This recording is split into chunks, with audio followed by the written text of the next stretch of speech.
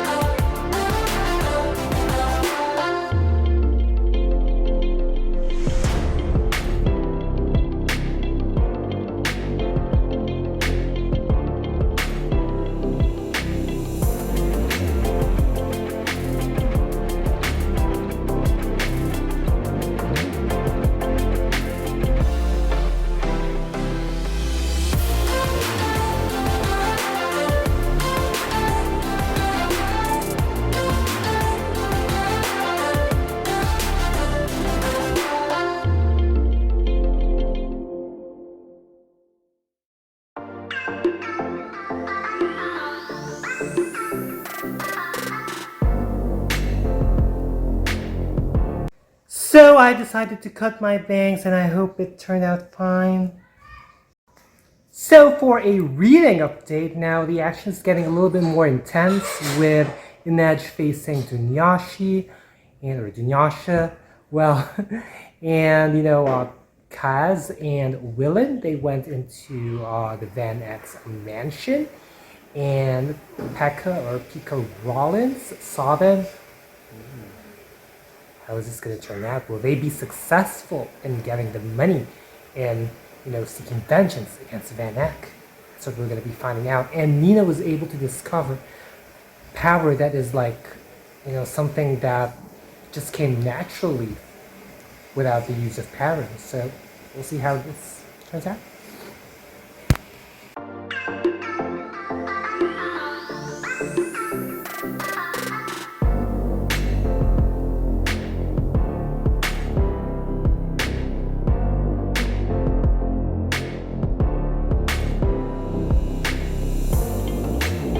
So I just want to say this part where in Edge something like in their language, there's no like way to say I am sorry.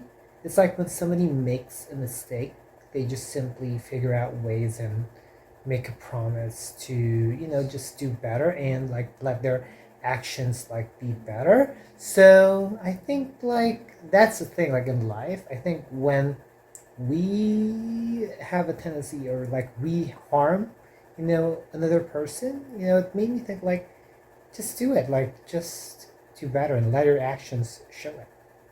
Okay, so here's an update since my last update.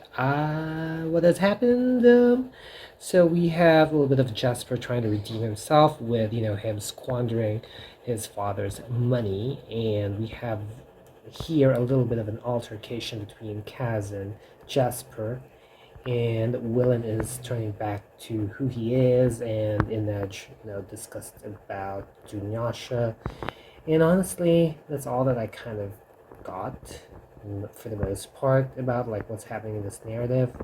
I know I mentioned in the previous video, the previous part, that so far it's enjoyable. Well, after like almost 200 pages, it still had some impact, and I mentioned in the previous clip about the line that resonated in me, but all throughout the succeeding parts, it went downhill again. It went like the way how I didn't like the narrative, with all these like random backstories that suddenly pops out that doesn't really make sense to the whole narrative. And yeah, and also to me it's interesting because it's like when you sleep, they say that the information would sync more or sync better. In this case, it doesn't. It's like it's hard for me to recall like some of the events because they weren't impacting. Kind of like my issues again with Six of Crows are coming back to these parts. And this last part that I just read with this whole like Van Eck, Calm, and Carl Dreiter, I believe that's the name. Sorry, I'm a little bit bad with names. And then Nina, this whole like business kind of thing was just blah. It's just boring. It was like, ugh. And honestly, to be frankly honest, this must be an adult with just like younger people like as focus. And that can happen. I mean, kind of like even it happens in contemporary or general fiction books where they're teenagers but they're branded as general adult fiction, like The Last Song or A Walk to Remember, both of which by Nicholas Sparks. I don't know. I felt like I feel like I'm dragging again my feet reading this narrative. Uh-oh. So we get to see Willen being captured and they're asking him to admit some stuff. The auction is ongoing and Jan Van Eck is being sued for misappropriation of funds. So that's what I got. And Matthias was just like watching. I'm already in the last part of Crooked Kingdom, so I'm almost done, and finally I'm going to be sharing my overall thoughts.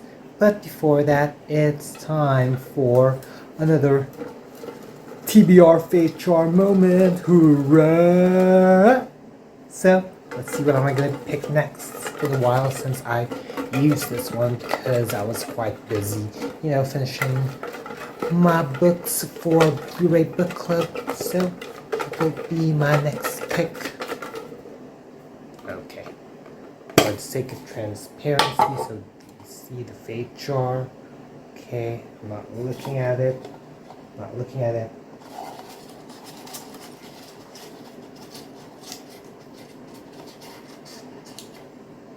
Oh, okay.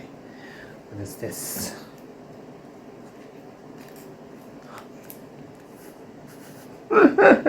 Oh my goodness! Oh my goodness! The next book that I'm gonna read is it. Okay. I think it'll take me like probably half a year to finish this one, knowing myself, knowing how easily I get distracted, and of course, I also have to pay attention with the books that I'm about to read for BLouRay Book Club, but another chunker, so we'll see how I'll end up.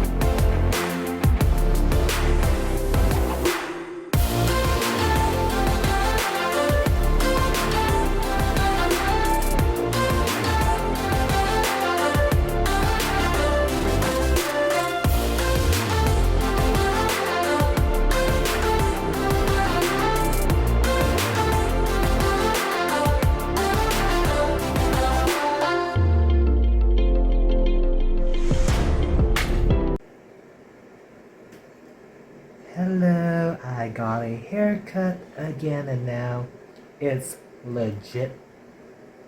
So I just finished reading Cricket Kingdom last night and overall I still didn't like my reading experience. This duology, blah, nah, Well, during the first part of this reading vlog, I would have to admit that I enjoyed it. Like, it was enjoyable. Like, the whole thing about Inej rescuing her, it was really powerful. Like, the scenes were impacting. But right after that, like, we don't know what's going to happen next. It's just like, I'm like so clueless. I know that they're like, it's like you don't know like where the goals of the story is, and that's kind of like at times what I'm looking for when it comes to reading fantasies, I guess. Now, although I'm aware that this is not like kind of a sparkly kind of fantasy, this is more of like a very gothic one. I mean, it's not like fairies and all that other stuff, and it is a gothic one,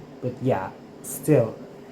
My concerns with this one would be the whole thing where they put like random flashbacks where it kind of showed again the things that I didn't like about Six of Crows, where it was more of like a character driven kind of book where you're expecting like this, the narratives just didn't make any sense to the overall like goal of what this story is gonna go for. Like there are definitely like this scene itself can be impacting, like are good, but in terms of like them being synthesized together, they just didn't gel. Like, and I was like thinking, like after reading this book, typically after you sleep, the information should sit with you. This one, it's like, it just doesn't. It just doesn't resonate. You know, it's so that says something in terms of my reading experience. It's just like it. This book just didn't bring it. Although the ending was a little bit more stronger with, you know, what happened to Van Eck, to Pika, and that heartbreaking scene of Matthias. But yeah, it's just overall, like I felt like I was reading an anthology. Like Willen's story was interesting, of course, everything that he's been through. And of course, like their kind of like situations itself are great, which it's kind of like, if this was a contemporary novel, that would have worked, and for them to have like their own stories perhaps, but in terms of like their like, it's just like and then also the way that it transitioned to like the flashback towards like what's happening, it's just like it wasn't like clean. It was like at first I was like thinking, okay, I'm reading like a flashback, and then am I back to like the present time of the story? Like I don't know, like it was just like it was quite painful actually, but it was better to some extent. There were scenes that were like a lot stronger. There were like in your face kind of moments, but overall it was draggy, like just like my reading experience. Again, it kind of brought back some of the things that I really loathed about Six of Crows. So yeah, and oh well, I guess this duology is just blah. Like, nah. I mean, I like the cover, but I mean, pretty cover is not always gonna solve like the book. But yeah, it's. I mean, I don't really like ranting though, but that's how I actually felt in terms of my reading experience. But to be fair, like it has some enjoyable parts, but it's not enough to pass. So I'm giving this book 2.75 out of 5 stars. Feel free to comment down below your thoughts on Cricket Kingdom or the duology. And I'm thinking that by the time that I uploaded this video, BLouRay Book Club's live show for Cricket Kingdom is done. So I hope you would check it out in case you missed. So if you've made it this far, leave like this sort of cross symbol emoji, kind of like the Catholic Church or, the Christian Church kind of a symbol. The reason why is because they mention church a lot in Cricket Kingdom. So I hope you folks liked this video, and if you did, be sure to give it a thumbs up. Also click that subscribe button and hit that little bell icon somewhere down there to keep yourselves posted about my videos. And I'll also be putting down my links and handles of my social media accounts, so feel free to check me out and follow me there as well. As always, thank you super much for watching. Always be thankful and unleash the reader in you. Bye, y'all.